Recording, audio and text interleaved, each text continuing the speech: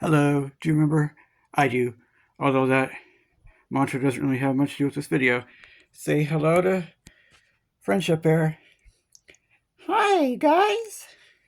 Yeah, I was a little toddler in the late 80s, so it's kind of the trend then. What I'm going to talk about now, this isn't psychology today, I'm going to show you retro things. It's about gender studies. I'm going to be a gender studies critic, and with nostalgic Emery.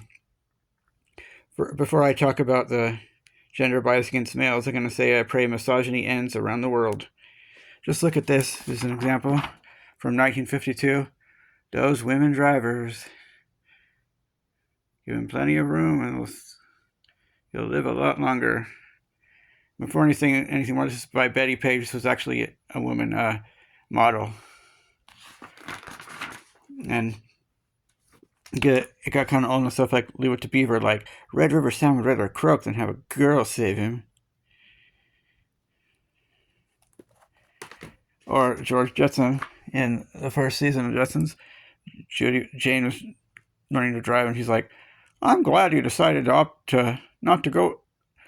I'm glad you decided against it. Driving requires a man's sense, a man's skill, a man's technical know-how.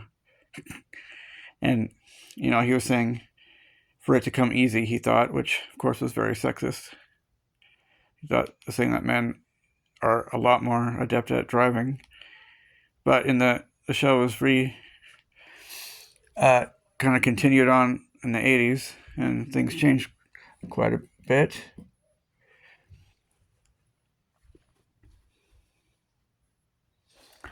Or Andy Griffith show, Opie had that male ego that one of the women talked about. There was this girl and he had to beat her at everything or else he'd be disappointed. And there was an episode where Ampy was, wait a minute.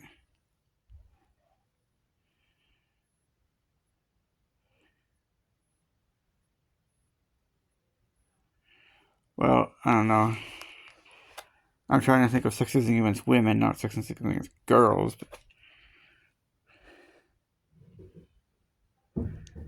Ward Cleaver's like, June was like, I could borrow the car and take the boys to their camp out. And Ward was like, oh, don't be silly. She's like, what do you mean by that? He's like, well, I need to get to go to work and back. She's like, oh, you weasel your way out of that one. Or Greg Brady, when Marsh was going to get her driver's license, he's just like, he was disappointed that she scored higher. And there was this big contest. He's like, it's just a well-established fact that men are naturally superior drivers. But let's move away from that era of sexism, and I want to be nice. I don't want to, ream on these gender studies. They're just people who are soft-hearted and themselves. And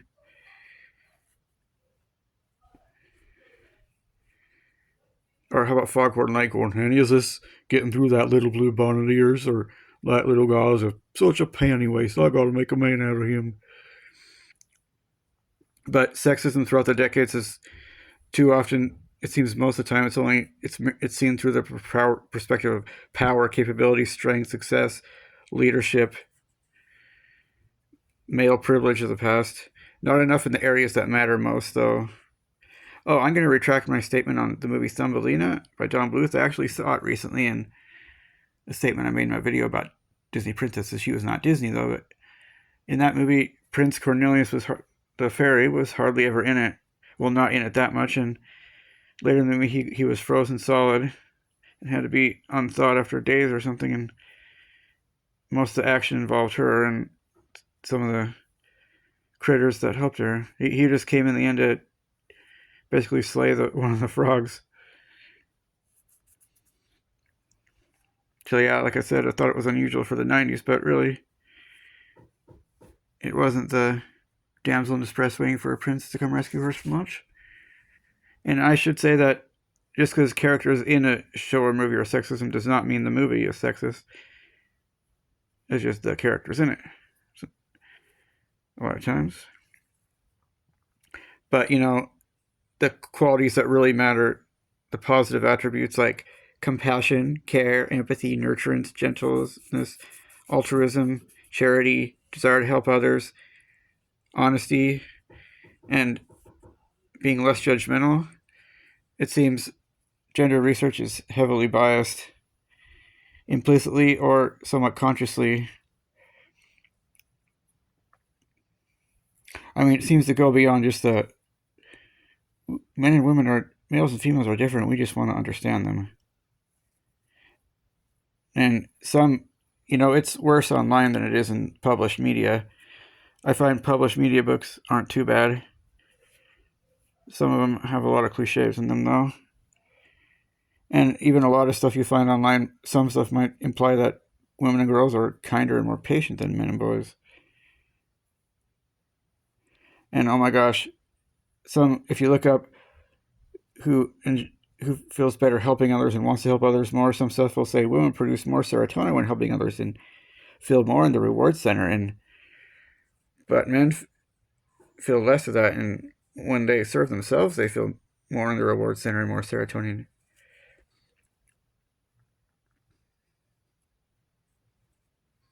It seems like the gender research, they try to look for indications of more positive traits in females. Now I'm going to give Sunshine Bear a chance to speak sometimes. And gender research is governed by implicit bias towards women and girls and misandry because it is a pseudoscience and it is closely tied to third wave feminism. I have heard. I mean, third wave, it's just people on Quora, who said that, and they're really questionable. And it is a reaction to patriarchal injustice and uses the women are wonderful effect, which is benevolent sexism. And it's even worse when related to girls than with boys, because which is strange because most misandrists have problems with men, not so much with boys.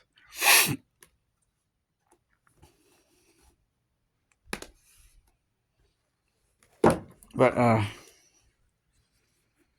here, look at that hospital Lego set. That was going to play a key part later. Now, physical media is decidedly more reasonable, but largely paints females in a better light. And without the abnormal levels of sexism you find in online article research. Online research should generally be avoided. It's harmful, I think. But if you look hard enough, you can sure find more reasonable results that make more sense. Now, Tom Martin in The Guardian in 2011 published an article on how you can't deny that gender research is full of male-blaming bias. And more positive traits are implicitly associated more with females than males. Yeah, I mean, even this research, some of which I've even found in much research even points to male children to be more physically, mentally, and emotionally fragile. It doesn't take a rocket science to see that this bias research is from people who think women are better than men and hoped each child they had would be a daughter. It seems like they prayed each night that they wouldn't have a son. And they don't realize what they're doing, making people not want to have sons.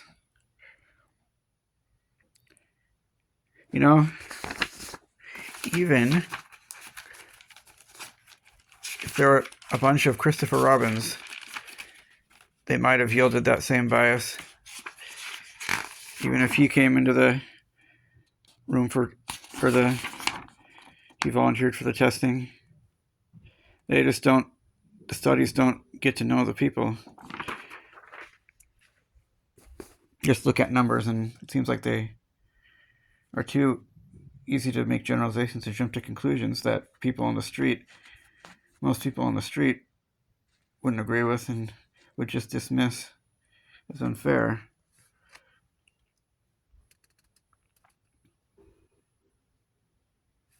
Now, girls, even little toddlers, as toddlers are reported to have more accelerated brains and are more adept with language, art, literature, compassion, empathy, caring, nurturing, socializing, understanding social cues. Now, is that something you imagine Dr. Lipschitz saying, or a normal psychologist?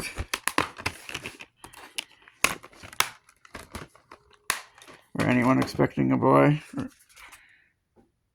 Who is that, you think, by the way? Look familiar at all?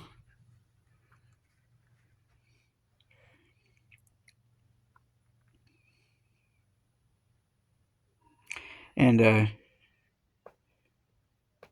yeah, a lot of gender studies yield results most people would find unfair. My mom even said in 2006, I asked her about it, she said, yeah, a lot of it's crap.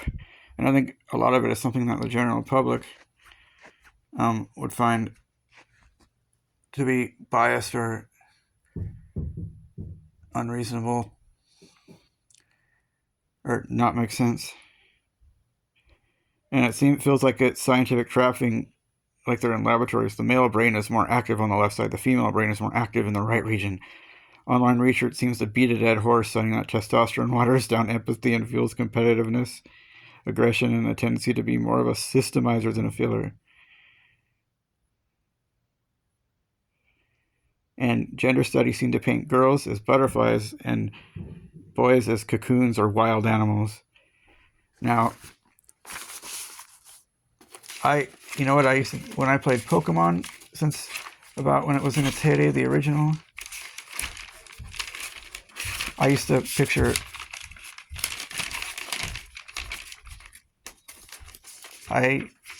picture little girls, girls as Clefairy with that battle sound. Woo-hoo!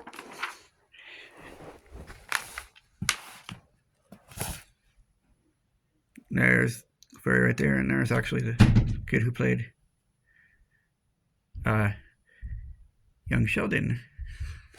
But it seems like boys would be compared to Nidorino, who incidentally is the male version of the Nidoran and evolves into Nidoking, and his number was 33, and Clefairy's number was 35, and Clefairy evolved into Clefable.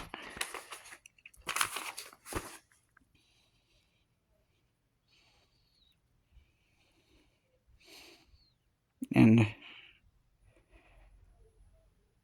yeah, that's what I thought of when I thought of discrepancies. I thought of Clefairy. And it seems like these researchers would feel like if the majority of your friends were boys growing up, that you were deprived and that you must be tough. Not tough in a good way, too.